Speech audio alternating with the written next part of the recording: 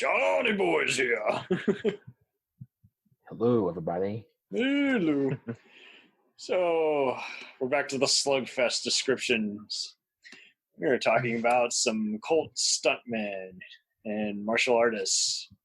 The martial artists you might have seen at every other video store when you rent out some quality Van Damme, Seagal type movies. And stuntmen you might just recognize as someone who isn't Danny Trejo, but who just have starred in a lot of your favorite action movies on both the big and the small screen. So, John, how did you get into just all these crazy post-90s kind of crazy action movies? Oh, like I said, I grew up with a lot of those type of films, and eventually later on, I discovered about a lot of these guys. At the time, I was quite impressed with some of them. Not all of them, but some of them. Yeah, some of them you can only accept in like a so bad they're good way. You know? Like, basically. Like you get to David Heavener, and there's just this guy who finances, writes, directs all his movies and stars in them, and has no sense of any kind of convincing choreography. And his movies are often distributed by Troma, so you really especially know what you're getting into. It's just like, oh man, this is amateur hour, but goddamn, he's got a music video after the movie concludes.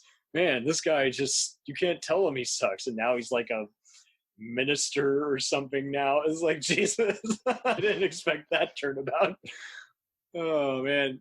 And so yeah, I was pretty much on that wave. I was like, everything was either being shown overseas in like Japan or Bulgaria or wherever else, Thailand, and it got to where it's like, okay, so there's all these other kinds of trashy movies that someone else besides PM Entertainment or Full Moon or New Image did that I either premiere on the movie channels or Spike TV, USA Network, one of those goofy channels, and not surprised to see it being distributed by Fox Home Entertainment, Sterling, or Lionsgate even, before they were known as Lionsgate. And I just kind of ate it up, especially in college. It's like, okay, it really doesn't look any different than a typical episode of Highlander or Star Trek Next Gen. And sometimes you even recognize actors from those kinds of shows or movies. And you're like, hey, this is what they did on a weekend in France. And they got to play a thief who takes over a giant mansion who fights some other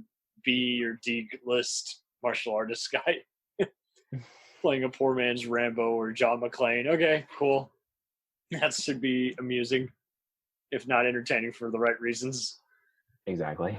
So it really didn't take me long. I got into the Daniel Bernhardts, who now he's a big deal with the John Wick and, Matrix Reloaded post movies he did. And I was like, but I already knew him from a goofy Mystery Science Theater featured movie called Future War, where he's playing he had been in those Bloodsport sequels, and he was, that's just it. He's instantly, he's the guy who's not Van Damme, who's in a Van Damme-esque movie.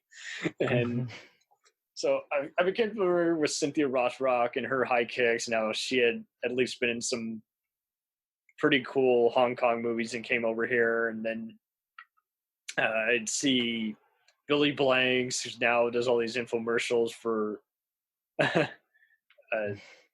what is it, Tybo or whatever? Yeah, and he just and then there's this other wacky guy, Joe Laura, who's like a Christian country music singer and recently died in like a plane crash, but he was known for like all these other goofy movies where he's just running around with long brunette hair and having forced dialogue, and then doing some beat 'em ups with some other B movie martial artist guy like Dudikoff or Frank Zagarino. And Dudikoff, I wasn't surprised because he'd been the American Ninja. That's true. Canon, so it's the same kind of deal. I worked for Roger Corman, Andrew Stevens, and the New Image, and the remnants of the Golden Globus Canon Films and Empire. And Steve James, kind of the same way. It's actually wild what key roles he has in like bigger known blockbuster movies, as well as TV guest spots, and just working with some other high profile people. And he dies really young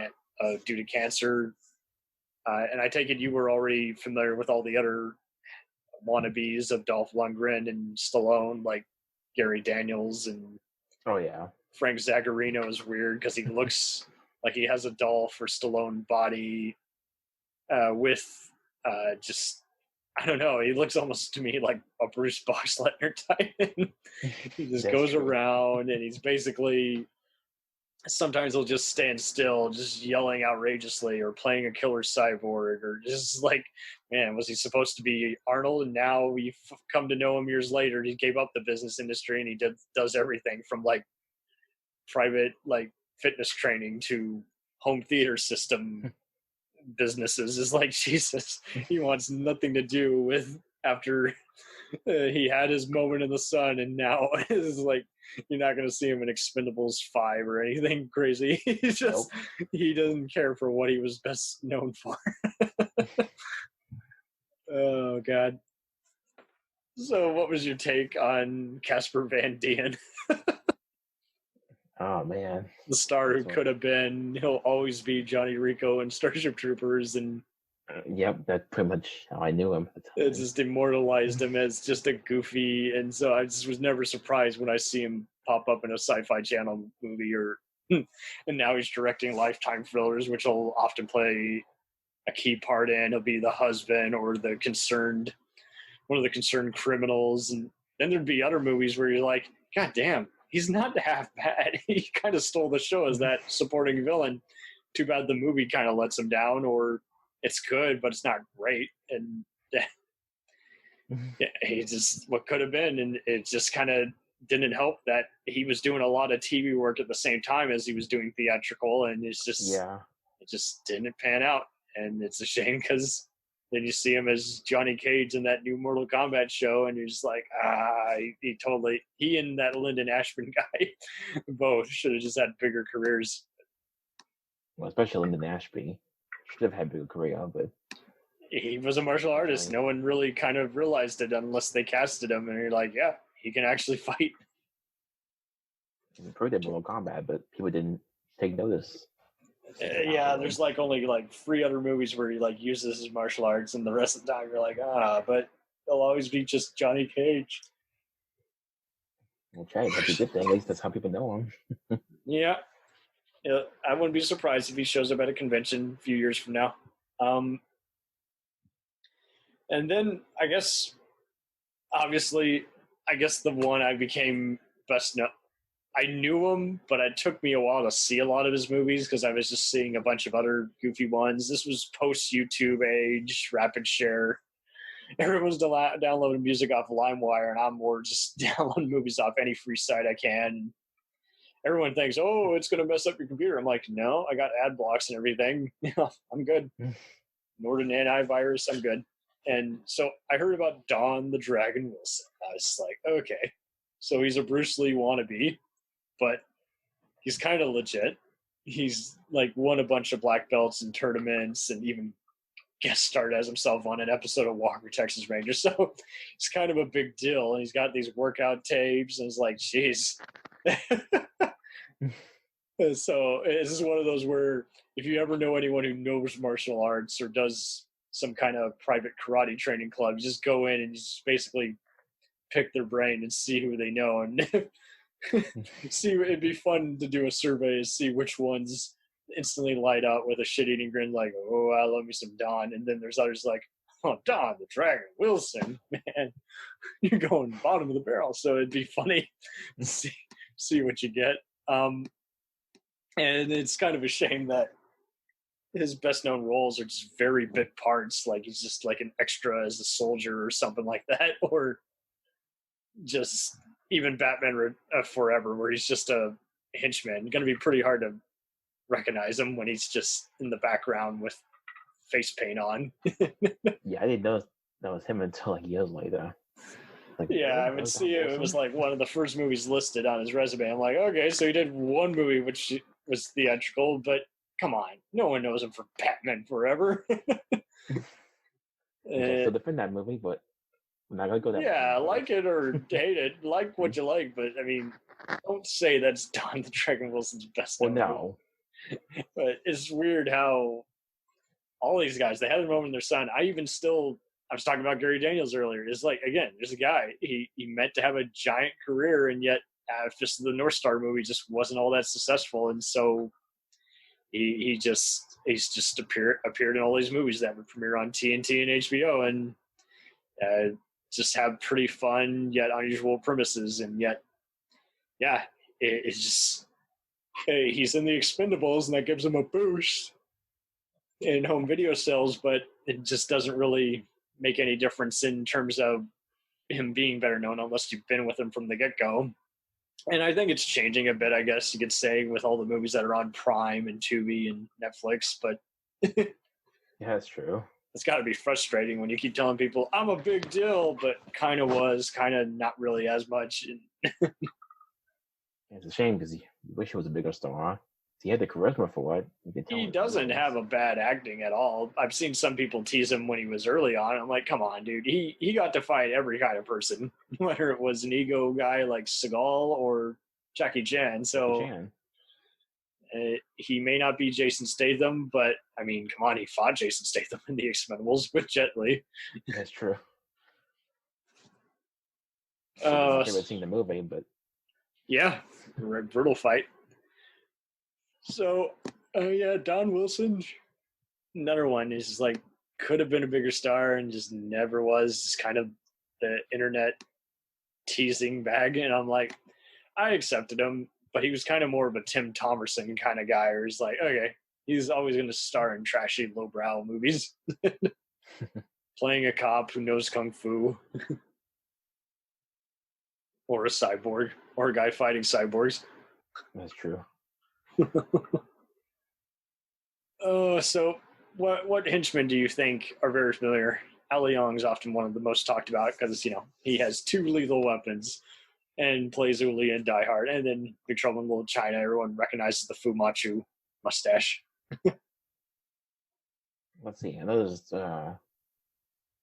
plenty of Dolph Lundgren movies. Ron Smorgasburg was one time. Who fought Jackie Chan? Ron Smorgasburg's another one. Just you see his resume, and you're like, I don't really remember him, but then you look him up on YouTube, and you're like, oh, okay, he's been in more fight scenes than I even recall. Jackie Chan and Van Damme, and it's like, okay, so I didn't know him, but he's a big deal.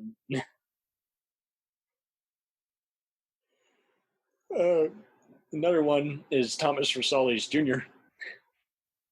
Oh yeah. How about him? Just another Latino guy, and you look at his resume and you're like, oh my God, what haven't I seen him in? Getting shotgun blasted or running away from an explosion or being a first responder cop on the scene. Not a bad actor. And it was just so fun because they used to show the Tourist World Stunt Awards, which would honor stunt people, and he shows up real briefly and the crowd cheers. So clearly everyone at the audience knew who he was. Because he gets shot in this funny movie within a movie segment that The Rock does while introducing it. At least that's good. Yeah, I mean, and then you just look at his other stuff and you're like, it's just fun even just spotting these guys. If you just pause your DVD and you're like, God, man almighty. It's like he's in all the Pirates of the Caribbean movies. He's one of the undead pirates. And probably does 5 more stunts that we don't recognize him in. It's just part of a team.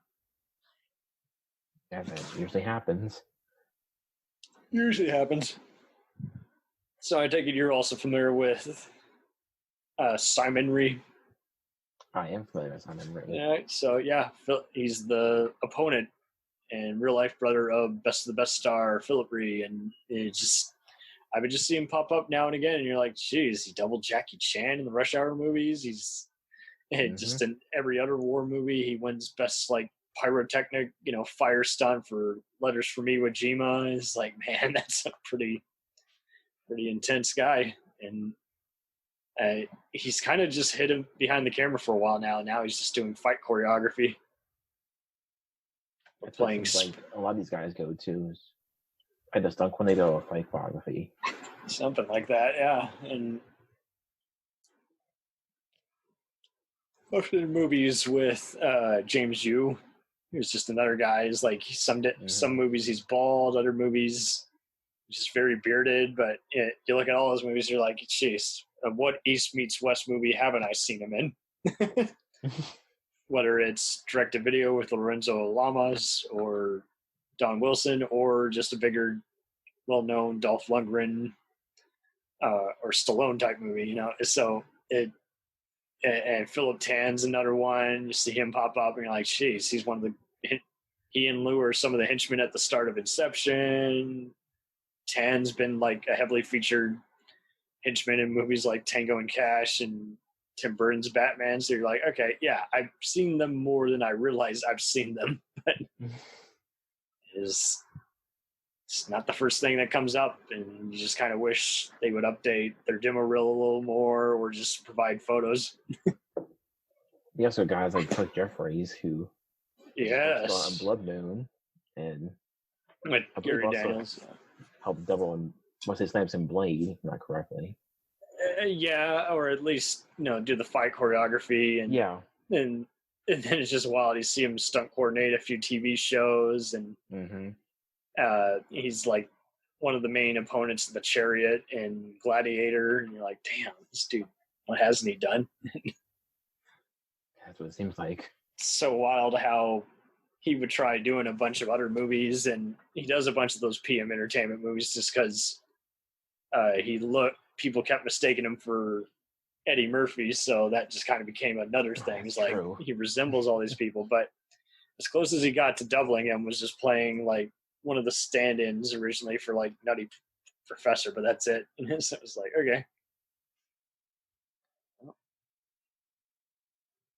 Could have been bigger, but yeah, and just another guy who's just very talented, and you just kind of wonder who really knows these people, because like they're not really in too many special features nowadays. So you're like, man, do they do conventions? On those. Should totally do a spotlight. I wish, because like they deserve that, but Hollywood doesn't want to do that for some reason. Nope.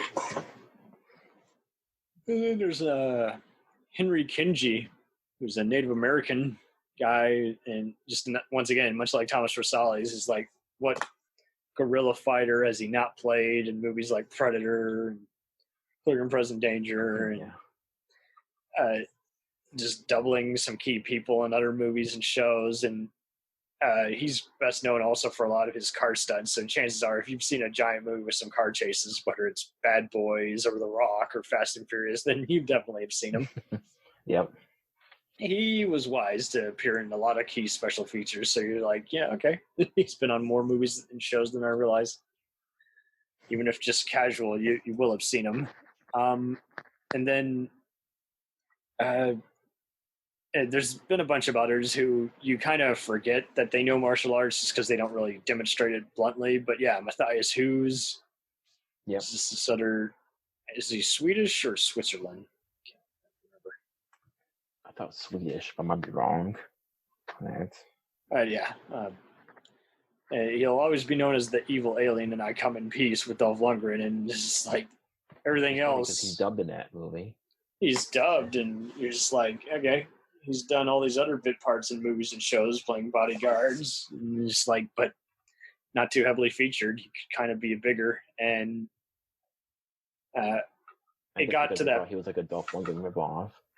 That's why. Yeah, he gave that aura, and you're just like, okay, well, why doesn't he have a career like Dolph? And it's just kind of a shame that he's done some decent movies where he plays some kind of intimidating guy, and then there's some others like Kickboxer 2, Fists of Iron, and all that kind of stuff. And then there's other ones where you're like, yeah, this is just beneath everyone. That's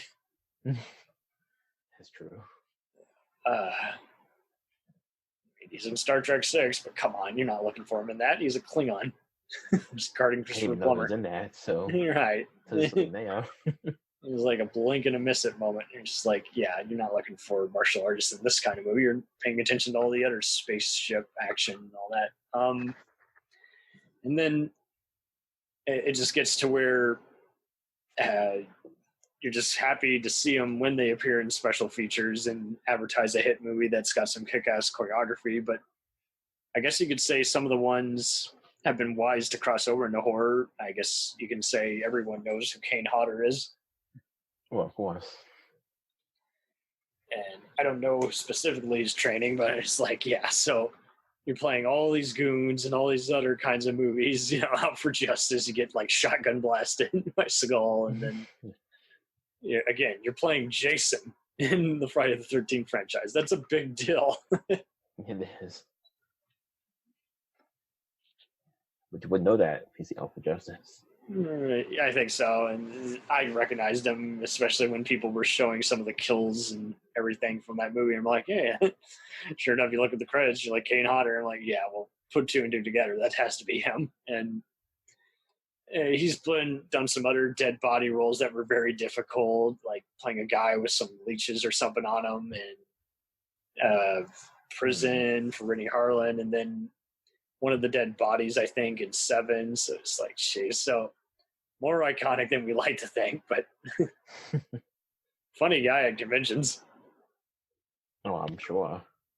Yeah, everyone asks him the whole Freddy versus Jason in real life fight. He's like, well, I'm the killer who's not a pedophile. I'm like, I see what you did there. Well played. So I take it you are a fan of Margene Holden. She's been in a ton of stuff. Just like, you look at her resume, just like guest starred on so many shows, like La Femme Nikita. She's one of the screaming individuals in the cornfield in Jurassic Park 2, and then she's on the Beastmaster show, and you're just like, she has done just as much syndicated TV as she has just low rent B movies in the theaters and on home videos. It's like, okay, not sure why she didn't take off, but you see her pop up once in a while, and then next thing you know, she's on the Babylon 5 spinoff Crusade, and you're like, she had so many opportunities, and yet is still not big enough. I'm kind of that way with Sho Kasagi. I'm surprised that this many people know him, because I don't know when the last times anyone's been able to see screenings of those canon films, but apparently he's like kind of the godfather of ninja cinema. Basically, that's what everybody calls him. Yep. And then you get to some of these other guys like Ron Marchini, Jerry Trimble, and even Athena Massey, and you're like, okay, so again, they've guest starred in just about every other TV show known to mankind. Even Jeff Mead's another one, but unfortunately the movies just aren't all that good, or they're okay, but only if it's a drinking game. And unfortunately, it's like, they're nice people and everything. They knew what they were making, but it's just because it's Asylum level or just Roger Corman when he was just cashing it in. You're just like, I should have fun with this, but I'm not 17 anymore, so it's just not the same. And then David Bradley, apparently he just kind of gave up the whole movie scene after doing those American Ninja movies, a few other B pictures. It's like after the 90s, he's like, nope, I'm good. So that's what happened. I was wondering what happened to him. I keep hearing from some pals also. He's like, he does like real estate or something here in Dallas, Texas, where I live, and I'm just like, but you know, he won't even do a single interview. He's just private. He just doesn't want anything to do with it. You're like, okay. Okay. Well, another guy who died. Yeah. You were speaking of Blood Moon earlier. There's another one, Darren Shalabi. And oh, yeah. See him pop up in like so many Toronto and Canadian productions. And you're like, geez, this is another guy who's kind of a cult icon who's just not as well known, but I recognize him from just about everything. One of the Blade movies and all this other stuff. And you're just like, I Spy he was in as well. Yeah, I Spy has a heavily featured role. He's even credited as a guy who gets in a giant fist fight with Eddie Murphy. So he's like, he's had all these moments, and you're just like, okay, so I don't know why it didn't pan out. And that one was definitely unfortunate. Yeah, he died like extremely early, and you're like, geez, I don't really know everything he's for. He's kind of appeared here and there, but unfortunately, a lot of the heavily promoted stuff was just kind of TV stuff, and only on occasion did he seem to get an action or sci-fi role where he had a bigger part. But that's what it is. And so Kung Lee's another one, up-and-comer. He's been with Dolph Lundgren and Van Damme and some lesser direct-to-video shit. And I don't know if he's in Man with the Iron Fist. I don't think he is. I know he fought Scott Adkins and Savage Dog and so there you go. Security. And see, here's another guy. He's not picked because he has charisma or anything, but just like, okay, so he's kind of a big deal, and yet he just hasn't really started anything all that impressive. So you're just like, I feel like they treat some of these guys like they do their boxers and Ultimate Fighters or even wrestlers. It's just like again, they milk you until your body has no more life in it. And so I guess there's another one who's I didn't even realize knew martial arts. So you're Misty, so I know you know how outrageous Space Mutiny is. Oh, yeah.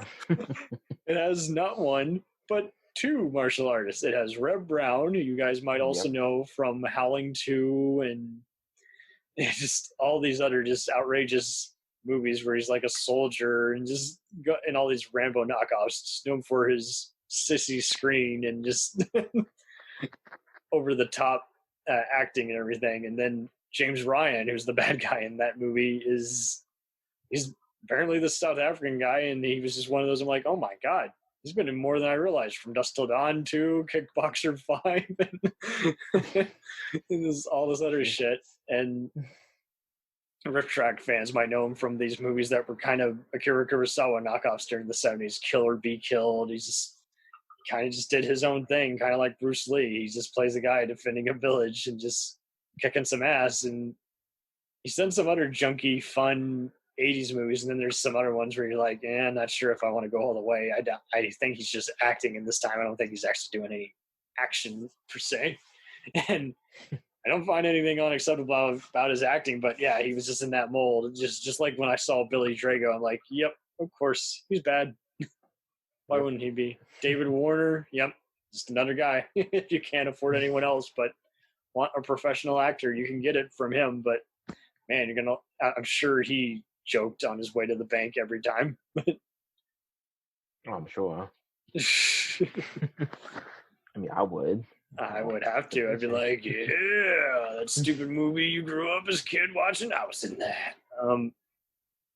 It took me a while to even realize that Luke Goss and Jason Statham kind of adapted martial arts, because he just thought for the longest time they just adopted it for their roles. You're like, no. After The Transporter, Jason Statham kept doing martial arts, and Luke Goss keeps doing all these trashy movies that just are not worthy of his talent. And you're just like, okay, but he may not have a black belt, but he, just like Statham, had it, they had an unusual original career, and now they're an unlikely movie star, and now, again, they're just known as that British bald guy who's in every other movie. Pretty much.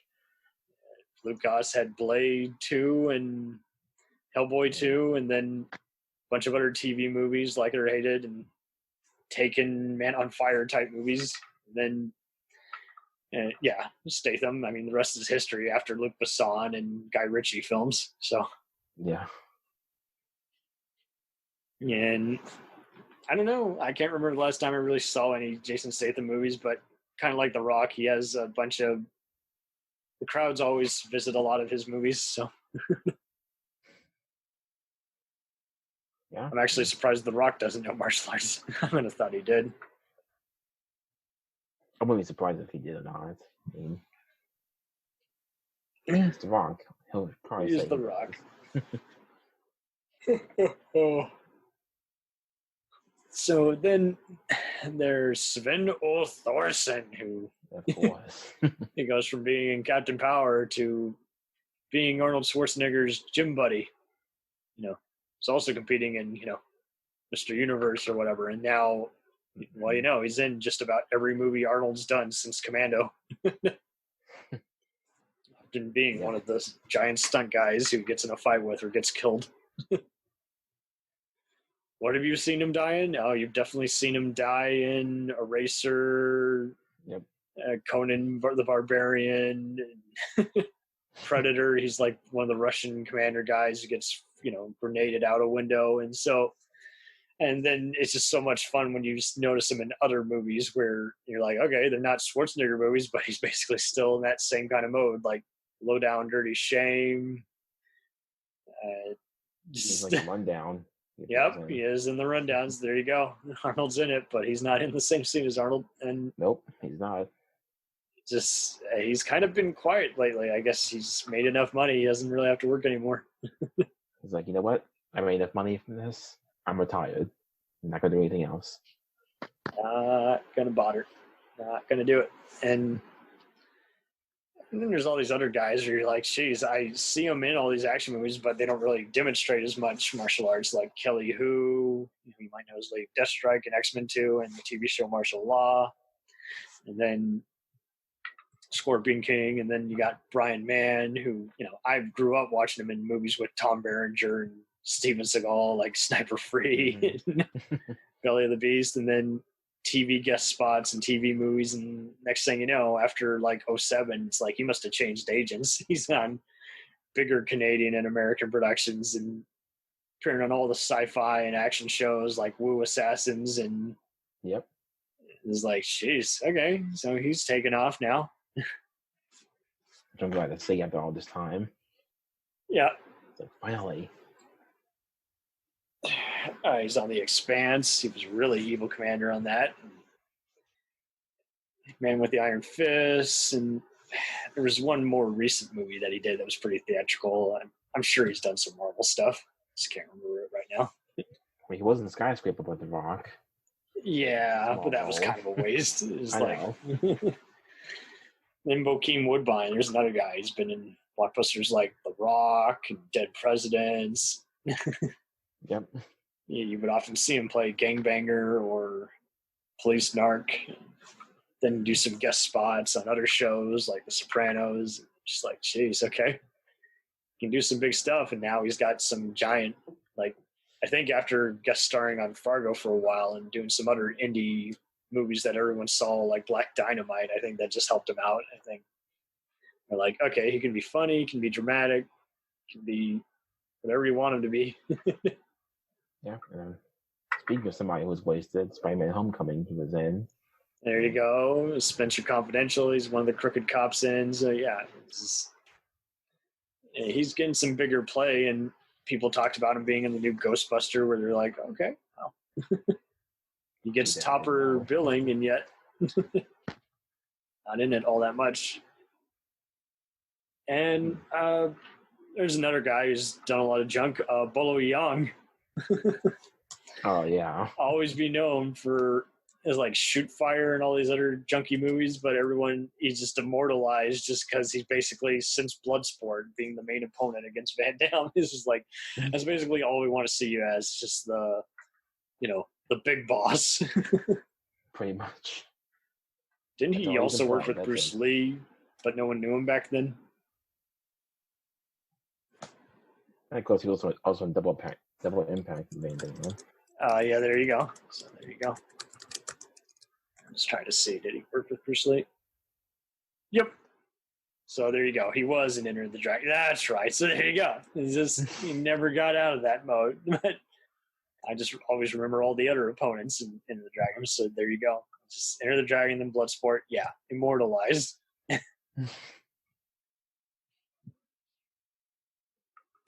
Oh, so it just kind of just keeps increasing, where you're just like, what won't they be in?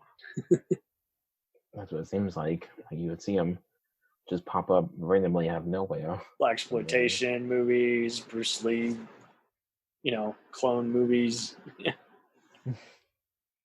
Just ends it with just other crap like Shoot Fighter 2, TC-2000, Ironheart, Tiger Claws 1 and 2, Breathing Fire. So yeah, he pretty much just became the punching bag for Billy Blanks and all these other guys, Matthias Hughes. But hey, he's got 2 great movies that everyone watches like every other year. So there you go.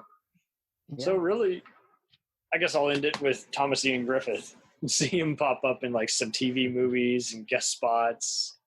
He like appears like on an episode of The Closer. It's like his last credit today. But yeah, he's one of the CIA guys who taunts Sam Jackson in the first XXX, Vin Diesel spy film. And then, he was in John Carpenter's Vampires, but those were, and Cole the Conqueror with, Kevin Sorbo's Poor Man's Conan the Barbarian, but that's it.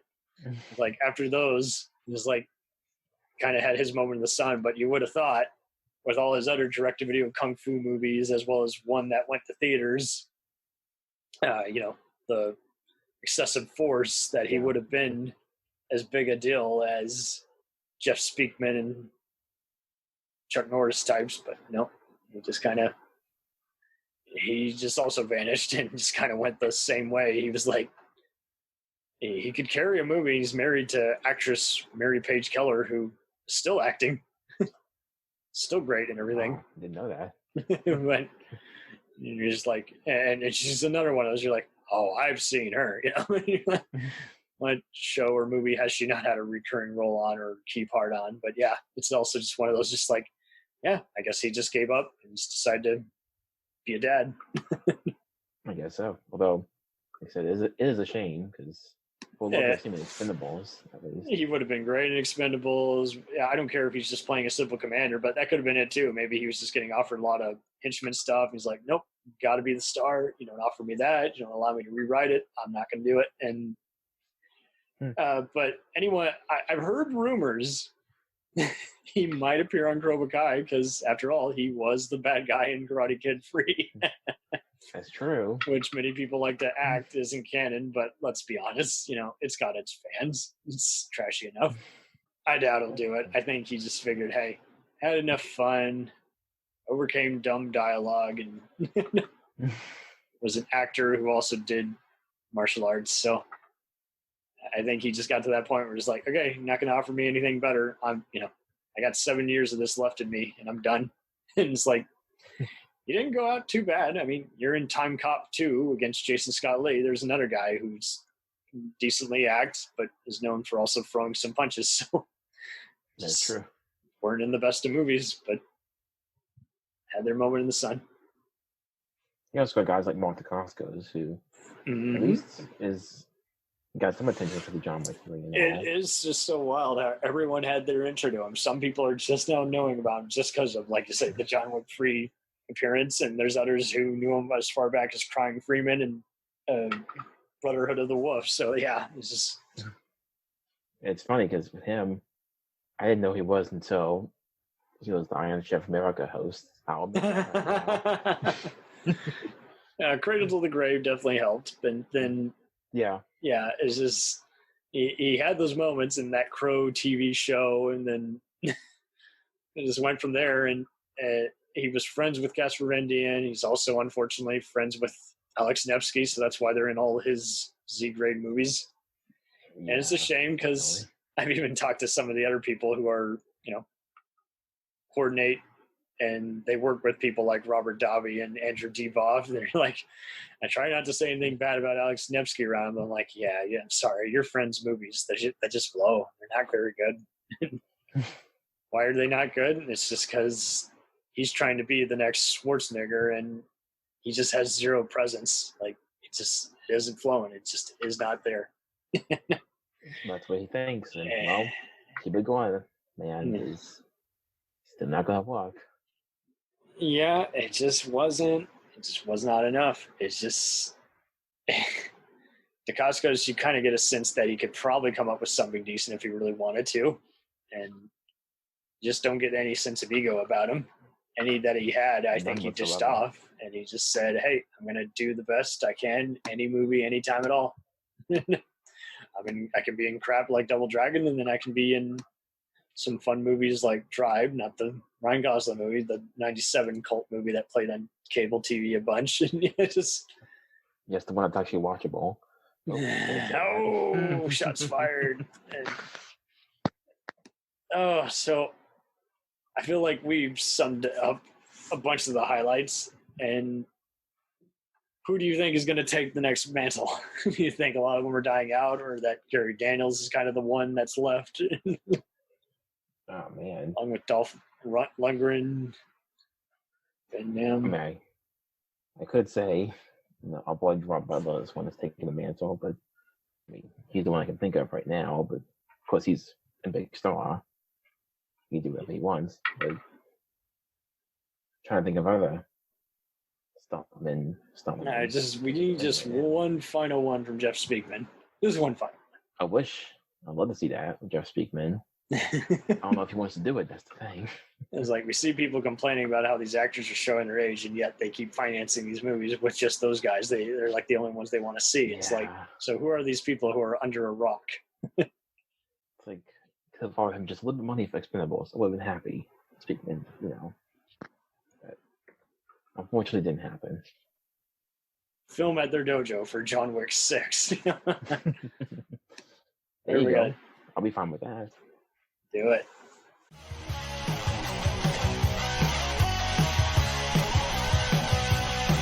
Follow us on the web on Facebook, Twitter, and Instagram. The podcast is available on Podbean, Spotify, iHeartRadio, Anchor, Apple, and anywhere else podcasts are available. Feel free to review our show and leave comments on any of those sites. Thanks a million for listening. It's a jacked up review show.